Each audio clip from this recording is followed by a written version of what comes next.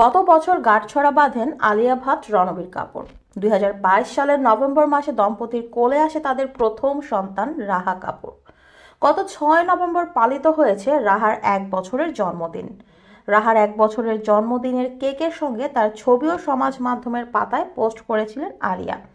বলেছিলেন 2 বছর বয়স না হলে রাহার মুখ দেখাবেন না কাপুর দম্পতি, কিন্তু নিজেরাই সেই প্রতিজ্ঞা ভঙ্গ করলেন অবশেষে।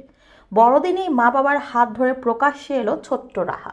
সারা বছর যে যতই ব্যস্ত থাকুন, বড়দিনের দুপুরে সকলে একসঙ্গে এসে খাওয়া দাওয়া করবেনই। বহু বছর ধরে এমনই রীতি বলিউডের কাপুর পরিবারে। এবারও নিয়মের অন্যথা হচ্ছে না। তবে এবছরের বিশেষ আকর্ষণ হচ্ছে ছোট্ট রাহা। প্রথমবার মেয়ের মুখ দেখালেন রণবীর আলিয়া। দুদিকে দুটো জুটি, বড়দিনের থিমের সঙ্গে সামুজ্য রেখে লাল গোলাপি ফ্রক, পায়ে লাল জুতো। বাবার কোল থেকেই রাহা এক হাত ধরেছে মা আলিয়ার। আলোকচিত্রীর সামনে নিয়ে আসতে খানিক হকচকিয়ে যায় ছোট্ট রাহা। বাবার কোল ছাড়তেই নারাজ সে। সম্প্রতি কফি উইথ করণের চ্যাট শোয়ে এসে আলিয়া জানিয়েছিলেন তাদের মেয়ে রাহা হচ্ছে রণবীর ও তার মিশেল।